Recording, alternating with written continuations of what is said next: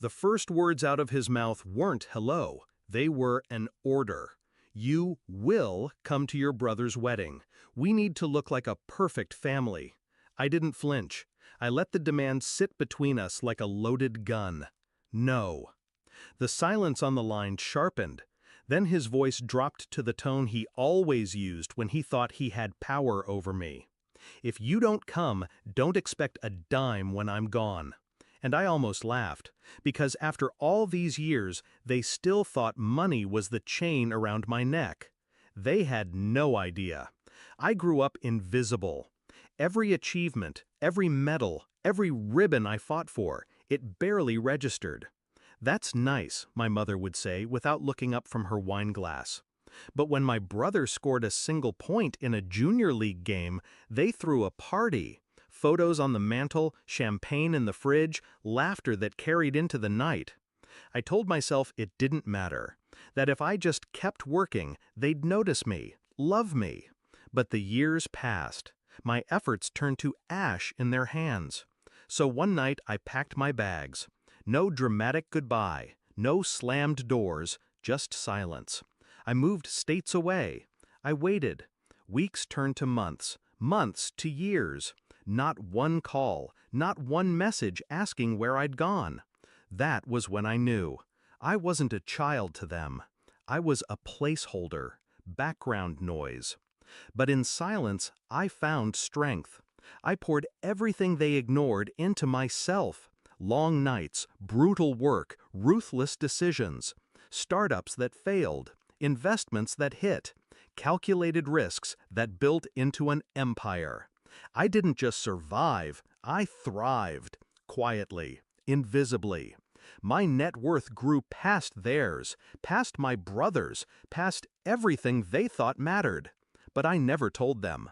To them, I was still the forgotten child, the failure, the one who never quite measured up. And I let them believe it, because hidden power is sharper than any weapon. Then the wedding invitations went out. My name wasn't on the list. I wasn't surprised. But then the call came. Not out of love, not out of guilt, out of need. They wanted me there, not as family, but as furniture, a smiling extra in their perfect photograph. I refused. That's when my father unleashed his threat. Disinheritance, legacy, shame. All the words he thought would break me. I didn't raise my voice. I didn't argue. Do what you want, I said. I don't need your money. For the first time in my life, I heard him hesitate. But I wasn't finished. They wanted a performance. I'd give them one. On my stage, on my terms.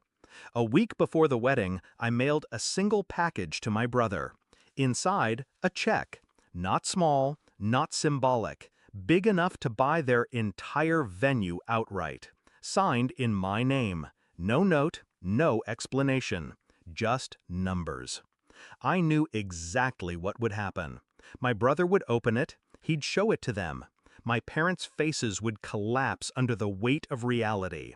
The child they ignored, the one they dismissed, the one they threatened, had outbuilt them, out-earned them, outlasted them, all without their help. The day of the wedding, I wasn't there, but I can imagine the scene. My father, stiff in his tuxedo, trying to force a smile while whispers ripple through the crowd. Guests asking about the absent sibling, the mysterious check, the imbalance that couldn't be ignored. My mother, smile frozen, glass shaking in her hand. And my brother, the golden child, standing at the altar while the shadow of the forgotten one stretched long across his perfect day. That was my revenge.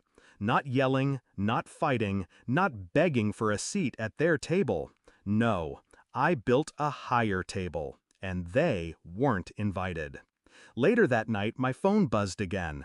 My mother's voice, low, almost broken. "We didn't know. We didn't realize. Please come back."